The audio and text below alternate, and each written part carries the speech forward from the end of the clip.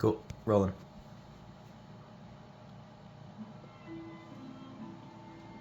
Chapter 2. Elistry. It was while Finn was in the Underdark, cold, alone, delirious from lack of food, and exhausted from several days of aimless walking, that he began to pray. He sent his prayers out like a radiating beacon of hate. He wanted to calm himself and ask for help, but the images of his mother's death and the sounds of his family being murdered kept creeping into his thoughts. Flashes of death and mayhem distorting his prayers. If only he could eat something, he could steady his mind and better attempt to pray, but he was running out of options. He had been walking for what it must have been at least 5 days, but he had no way to know how much time had truly passed. Luckily, he had found a street. I'm sorry. No. Let's try that sentence again. Hell yeah, dude, go for it. He'd been walking for what must have been at least 5 days, but he had no way to know how much time had truly passed. Luckily, he had found a stream, what seemed like 2 days ago. This was at like 4 a.m. at this point, so my writing's probably fucked. I gotta use my finger for this. Hell yeah, go for it. Luckily, he had found a stream what seemed like 2 days ago, but had been chased off by the sounds of large claws scraping towards the stream from one of the other tunnels. He hadn't wanted to stay around long enough to find out what was attached to the thing making that sound. He had grown so hungry that he finally had no energy left to move forward. So instead, he sat down and he began to pray to Elistray. He didn't know how to, or what kind of prayer or sacrifice would gain him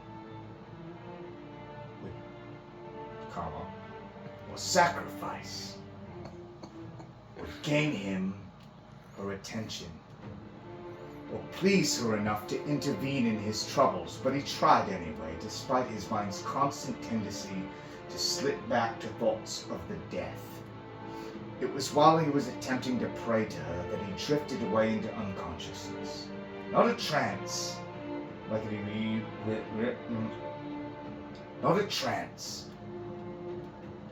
he was used to when recuperating. Not even normal sleep. Finn drifted into a delirium induced by the hunger and exhaustion from days of exposure to the Underdark. Giggling resounded around the cave. Was it a cave? It sounded like a cave. He had been in a cave, a small, pathetic excuse for a cave. There had been barely enough room to stand up straight, although it had been a few tunnels leading off. And although it had a few tunnels leading off at angles, it was only about 15 feet across.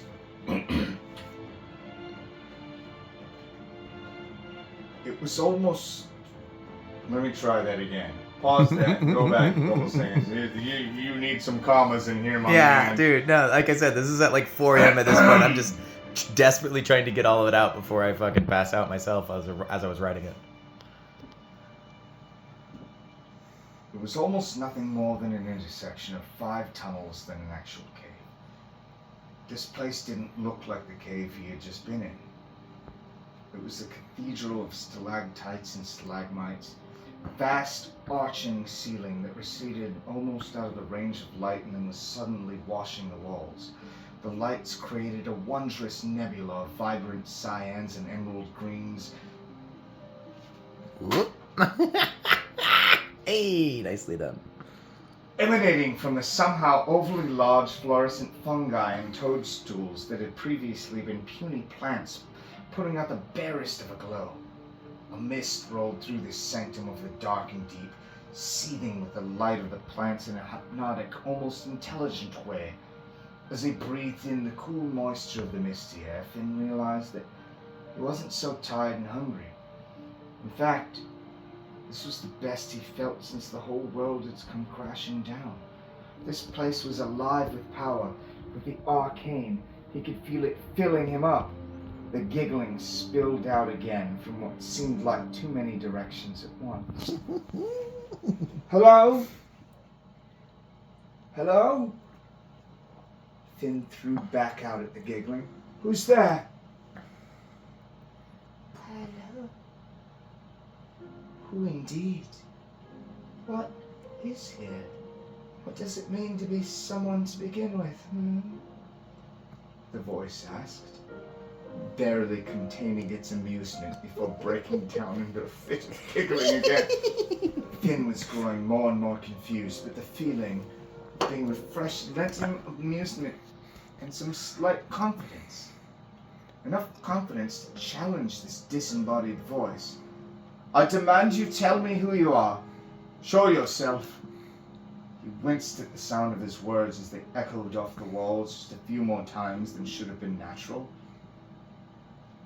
Might not have been the best of ideas to be making demands of an unknown entity in an unknown place.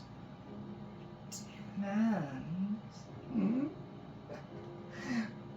The voice asked with a sultry, raspy tone once again, being reduced into a fit of ominous but increasingly annoyingly giggles. It's a bold man who demands anything of me. I do commend you on your bravery, young one, but that might not be the wisest course of action. Finn began to hear the scuffs of footsteps approaching from the distant end of the cavern, and a figure resolved from within the mist. Finn's eyes went wide and he fell to his hands and knees and his head bowed, genuflecting before the form in front of him. Elistray said, her smile growing wide and sensual across her dark-skinned face. Her words rolled off her tongue and into his head like the whispers of a lover in the throes of intimate carnal passions. It's been a long time since anyone showed me that much deference. This pleases me greatly, young man, more than you know. Finn didn't know what to do. He had heard tales of Elistray's beauty. Her slender black-skinned body with its flowing mane of white hair coiling around her as though it was suspended in water. He had heard of her kind eyes and motherly smile, of a fiery streak, but generally melancholy demeanor. He'd never heard, however, of her crazed giggling, sultry demeanor, or her nonsensical words. He looked up again at her, narrowing his eyes and trying to analyze the situation with a bit more clarity. It was harder than he expected. He tried to slow down and think straight, to puzzle through where he was and what was going on. But, for some reason, his mind kept slipping back into the calm, confident, and somewhat reverent mood he'd found himself in when Elistray materialized out of the mist. You're not Elistray, are you? She reeled back and hissed, the succulent and steamy mood dropping instantly. Damn! How'd you figure it out? The creature asked, amused but exasperated. It dropped its glamour, revealing instead a somewhat short, petite, impish-looking young dark elf woman with medium charcoal skin, short-cropped silver hair, no more than 100 years old, no more than 4.5 feet tall. It was convincing, wasn't it, though? She asked, rolling around on the cavern floor in a fit of giggles. I guess so, Finn asked hesitantly, not knowing exactly what to make of this girl, or creature, now. I hope I'm not being offensive, but who or what are you? The dark elf flashed her eyes at him, deep violet like his mother's, and grinned. I was a high priestess of curiosity a long time ago. I like keeping this form. Bye.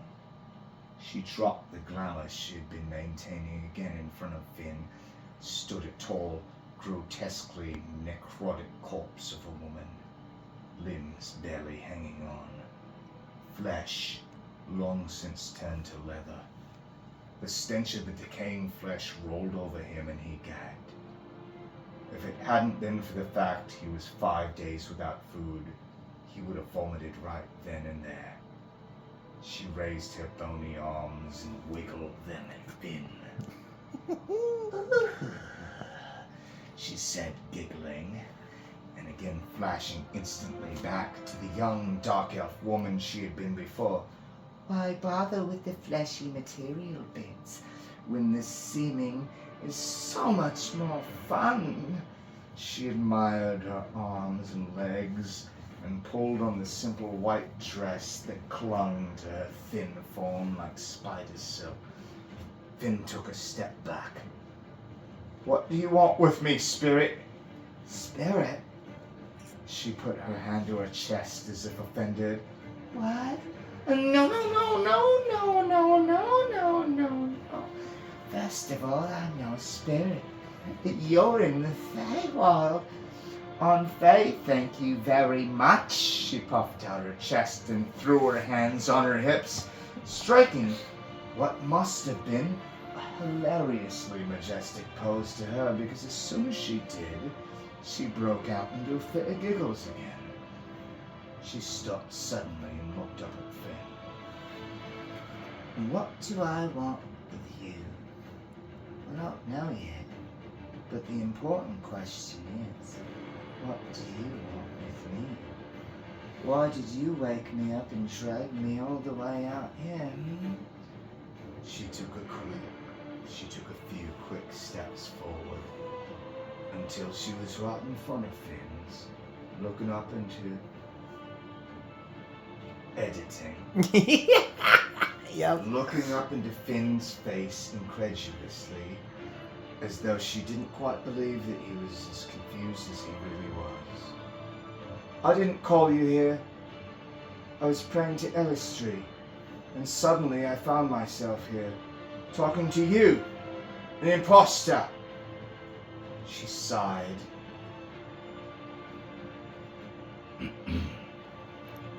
She sighed, and, seeming to lose interest in his eyes, wandered off to examine a rather large toadstool a few feet away. Yes, She exclaimed, waving her hands dismissively. But you weren't calling out for Elistri, were you?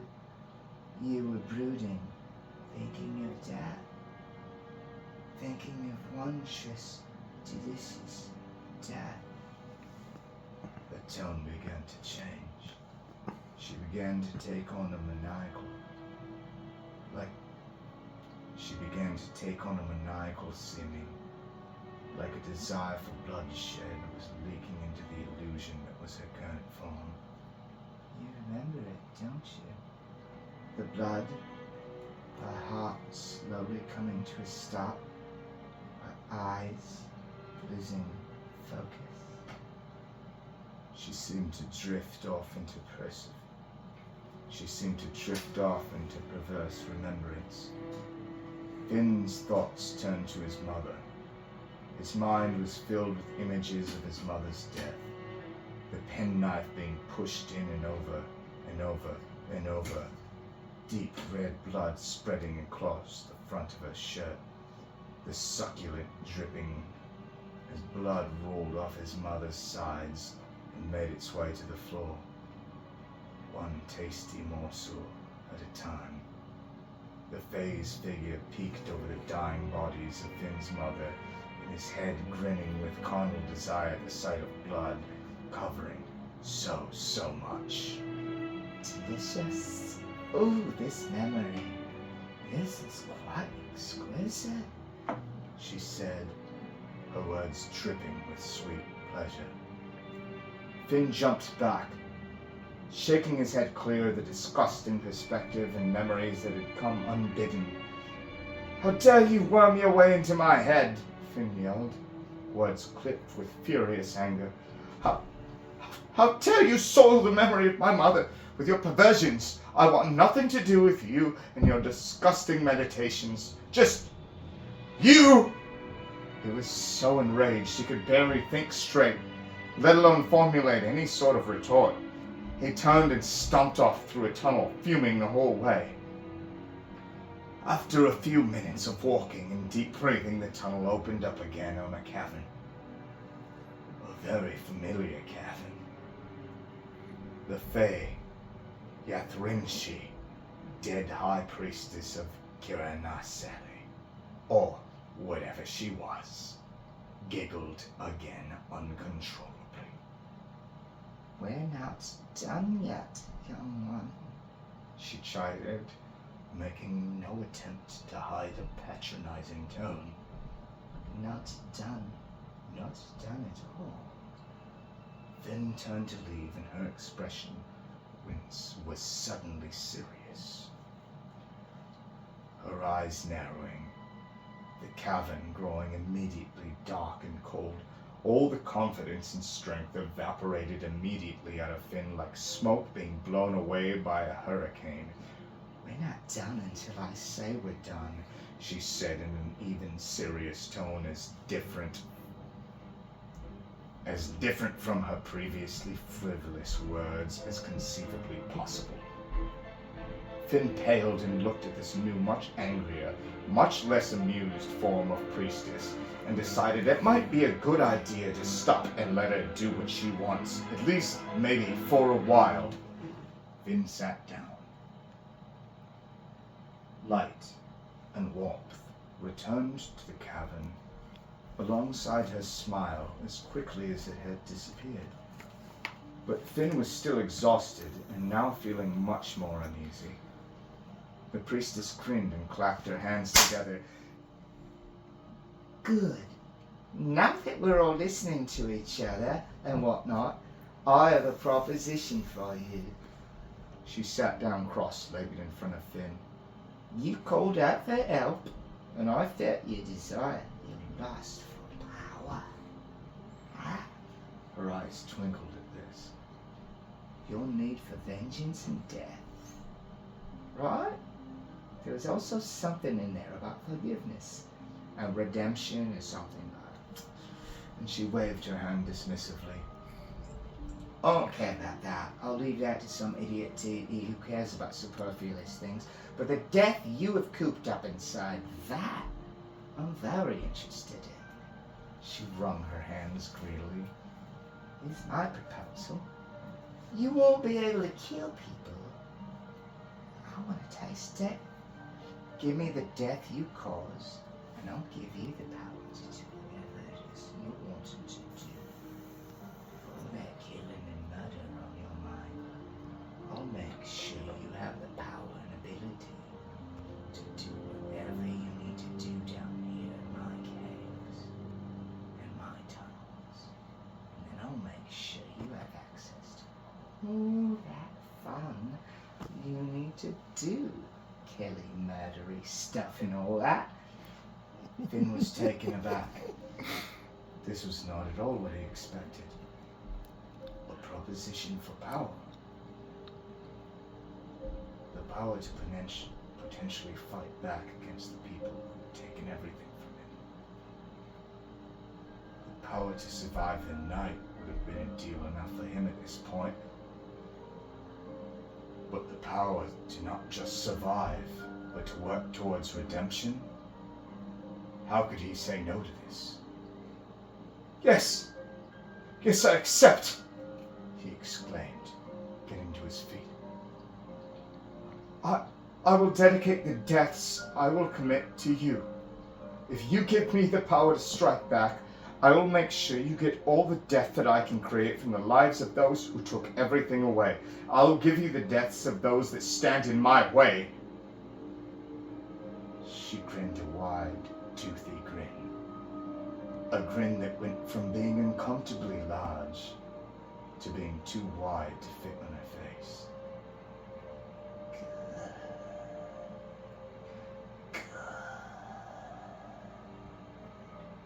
She rasped, suddenly whispering, suddenly sinister, and somehow filling the cavern with a quiet voice.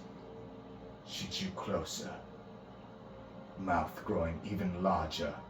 There's just one last thing I'm going to need from you, but I promise you won't miss it too much. As she said these last words, her mouth became a wide chasm with jagged stalactites and stalagmites for teeth. She opened her mouth wide and enveloped Finn in her toothy maw.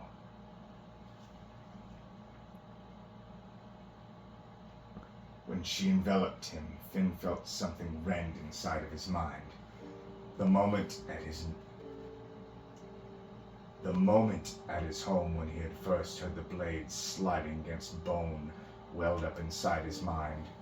The dread of that moment, the sound of that gritty scraping filled his head. He let out a scream of anguish and fear as the moment overtook him. He was lost in the memory of each. And I just straight up write gobbledygook. He was lost in the memory of each moment, of each delectable moment, of the sound of death slowly slicing through the first victim. Yeah, I need more commas. Next was the sound of someone's innards slipping to the floor. Each agonized second, each drop of blood as it smacked against the cold stone floor. This was going to take a long time. And he knew that she would be giggling the whole way through. Finn opened his eyes. He was lying on the cabin floor where he had fallen unconscious in a poor excuse for a cave. Back from the trip too. He shuddered at the thought of it. He felt stronger, more solid, no longer starving. Then the memory hit him. He let out a giggle, then a chuckle. Then laughter was rolling out of him, waves of it, torrential hooting and howling. Tears stained his cheeks, laughter turning into screams, to shrieks so loud and long. If he had any mind left to think of in that moment, he'd have wondered where in the air to wail so long had come from. Lost in the sound of his tortured screams, a woman's giggling faded slowly into the dimly remembered distance.